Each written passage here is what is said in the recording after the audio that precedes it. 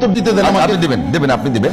আমি শুধু একটা কথাই শুধু জানবার জন্য বলি, যে ধরেন একজন মানুষ অবুঝ বা তার ধর্মীয় জ্ঞান ওই পর্যায়ে নাই, তার শিক্ষা ওই পর্যায়ে নাই, তিনি যদি আমার আল্লাহ এবং আল্লাহ রসুলকে নিয়ে কোনো কটূক্তি করেই থাকেন, সাপোজ আপনাকে নিয়েও অনেকে কটূক্তি করতে পারে, অবশ্যই মানে আল্লাহ এবং আল্লাহ রসুলকে কটূক্তি করেই থাকেন, আমার আল্লাহ বুঝাতে হবে, না তাকে বুঝাতে হবে আমার আল্লাহ আল্লাহ রসুলের সম্মান তো এত ঠুনকো নয় যে এত একজন সাধারণ একজন মানুষ অবুঝ মানুষ একটা সমালোচনা করলো, তাকে নিয়ে আমাদের বিক্ষুব্ধ হতে হবে।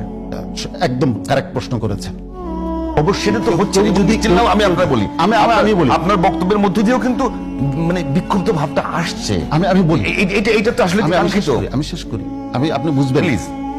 একজন লোক কিছু জানে না, বোঝে না, তা সে যদি এরকম বলে, আপনার কি তাই মনে হয় সে না জেনে করছে? সূরা নাসের এই বিষয়টা সে বলছে না জেনে বলছে, সে পরিকল্পিতভাবে মনে হয়েছে যে তার এই সম্পর্কে কোনো জ্ঞানই নেই। নো, আমার কাছে মনে হয়েছে, আপনার কাছে এটা মনে হচ্ছে, কিন্তু আমরা কারণ একটা মানুষ এখন কি আপনার কাছে মনে হয় যে সূরার বাংলা অর্থ এটা গুগলে দিলে পাওয়া যায়, যে কোনো জায়গাতে পাওয়া যায়, তো ওইটার যে অর্থ উনি যে মিন করছেন তার মানে তার মতো এটা সে অর্থ মিন করছেন না, এটাকে সে পরিহাস করছে। আপনি এটা বুঝেন না কেন? সে এটা অবজ্ঞা করছে, সে আল্লাহর ব্যাপারে যে কথাগুলি বলছে সেটা অবজ্ঞা করছে পরিষ্কার। এবং এখানে অনেকে আরেকটা যুক্তি দেয় যে পালাগানে একজন থাকে হচ্ছে বিপক্ষে বলবে, আরেকজন তাকে ফরদ মজারে বলেছেন। এইবার আমি আসি, আপনার আমার স্ত্রীর চরিত্র নিয়ে যদি পালাগানের আসরে ই করা হয় যে সেই স্ত্রী সতী নাকি অসতী, আপনি আমি মানবো? আমার মা সতী না অসতী সেই বিষয় নিয়ে যদি পালাগান করা হয় যে তুমি অমুকের মা সতী না অসতী, আমি সে যে অসতী এটার পক্ষে বলবো, তুমি সতী এটার পক্ষে বলবা। ওরা যে ক্যাম্পেইন আমি শেষ করি, আপনি পজিটিভ ক্যাম্পেইন করেন না, আমি ওই জায়গায়, আপনি আগে আসল জায়গায় আসেন।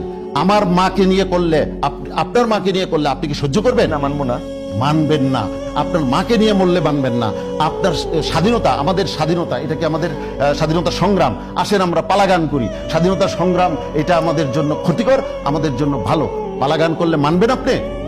তাহলে আপনার মা, আপনার স্বাধীনতা, আপনার শেখ মুজিবুর রহমান, আপনার জিয়াউর রহমান, তার চাইতে কি আমার আল্লাহ এবং আল্লাহ রাসূল ছোট হয়ে গেল যে তাকে নিয়ে পালাগানের আসর বসাইতে হবে? একজন পক্ষে বলবে, আরেকজন বিপক্ষে বলবে? অবশ্যই না। এটা মানুষের ইমোশনকে আহত করে। আসছেন